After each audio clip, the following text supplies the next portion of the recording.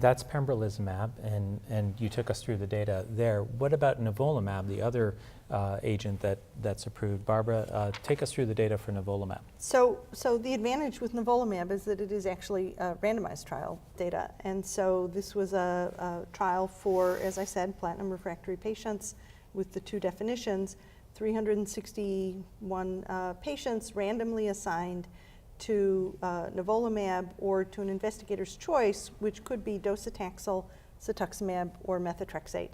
And that was obviously defined a little bit by how heavily pretreated the patients were. And you could imagine that there would be big differences between the response rate in, say, docetaxel or methotrexate in a patient who had or hadn't had a lot of taxane before. But what it showed was an improvement in overall survival for nivolumab compared with the investigator's choice standard, going from 5.1 to 7.5 months. I have to say, I think the control arm, 5 months for platinum refractory patients, that is squarely in the middle of other control arms that have been reported over the years as people have looked for new agents in this setting. And then 7.5 months for the use of nivolumab. One of the most striking things about this paper was that there was no difference in progression-free survival. So it was 2 months for nivolumab and 2.3 months for the investigator's choice chemotherapy. And I think this highlights the point that Jared was making earlier, that this is a dramatic effect for a minority of the patients. There were responses both to investigator's choice chemotherapy or to nivolumab. It was higher for nivolumab, and the overall toxicity profile seemed more manageable with nivolumab. And perhaps that's the key with all these drugs, as you said, Barbara, is that there does seem to be a group of patients that have this dramatic benefit that may extend into not only months but to years. We know now that we have really two populations in head and neck cancer, HPV positive, HPV negative. Are we seeing differences in those groups with respect to immunotherapy? I'm rather underimpressed. There's some conversation, depending which data set you look at, there are either hints that perhaps the HPV positive patient might have a little bit more response rate, a little bit more efficacy, but I'm pretty unconvinced that this treatment really is at all HPV related. The biology may be different, the rationale for response may be different, but in terms of pure clinical efficacy, I'm underwhelmed that the drug actually has differential benefit for one subgroup or the other. Although within the pembrolizumab trials, the median survival is better for the HPV positive patients than the I take that though as prognostic more than predictive. Right. It may be that the group of patients who are going to fail really quickly is smaller. But I think that if you look at Keynote 55 at least, these are heavily pretreated patients. Most of them were P16 negative, because that's who these patients are, who tend to fail and be having all of those issues.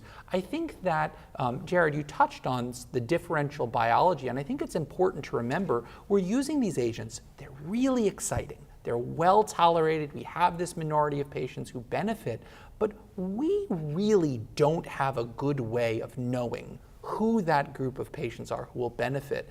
And I think that underscores the importance of the development of biomarkers, of how to identify who is going to benefit, because we can parse it out by these rather crude measures. You know, HPV, we can look at smoking, we can look at other factors, but really there's likely underlying biology happening within the tumor that can more effectively predict who will benefit from these agents. And I think that the importance of that goes beyond just being able to tell a patient, oh, you'll benefit from this drug. But if we think about immunotherapies, we will often give the patient the drug. If the tumor grows and they're tolerating it, we may say, oh, sometimes the tumor gets bigger before it gets smaller, which has not been reported very much in head and neck cancer at all. But we're oncologists, we're optimists, so that's what we do. And so what we have then is a patient who's being treated for 9, 12, 15 weeks on a therapy. They have very limited life expectancy on a therapy that has minimal efficacy. So it's really important that we identify those patients prospectively.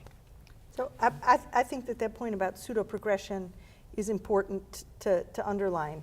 Clearly, pseudoprogression has been described with immunotherapy agents, and it is probably in the 6 to 10% range for a cancer like melanoma. But if you go through the spider plots of the publications with pembrolizumab and nivolumab, there are 1 or 2 patients in each trial. So it's going to be less than 0.5%. And if you have a symptomatic patient who's gotten a couple of doses of one of these agents, you know, our approach is if they're not feeling better and there's evidence of progression, we take them off. Now, we're hearing all these anecdotes, and I think I've seen it too, of these really remarkable chemotherapy responses in patients who have been exposed to but not responded to immunotherapy. And I'm sure we'll be talking about trial designs that might get it. How do you exploit that?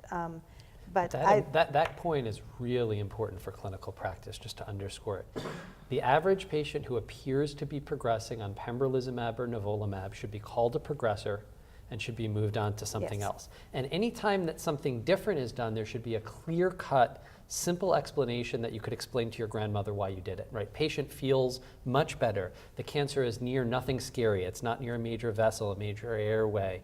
It's not threatening how the patient feels. It's not growing rapidly. This one big mass got smaller, Right. and there are a couple of small new lesions, which is the classic. But there should be a story. It shouldn't be the generic approach. It should be the exception far and away. I mean, we reported this early on in Keynote 12A, and then almost never saw it again after that, right? I mean, it's exquisitely rare with PD-1 Most patients, in head and most patients with progression, Just with head and neck progression. cancer on anti-PD-1 are truly progressing. And any patient who's symptomatic who's progressing, I think that's within the definition of pseudoprogression. If they're symptomatic as a result of their progression, we should stop. And the thought that, oh, we're withholding a benefit from this patient, I think that the data from melanoma at ASCO this year is very reassuring. You gave these patients 2 years of therapy, you stop it, and up to 90% of them retain their benefit. So if you're giving the drug for 2 doses and then you stop and all their disease melts away, well, you know, okay? You're not depriving them of a potential benefit in all likelihood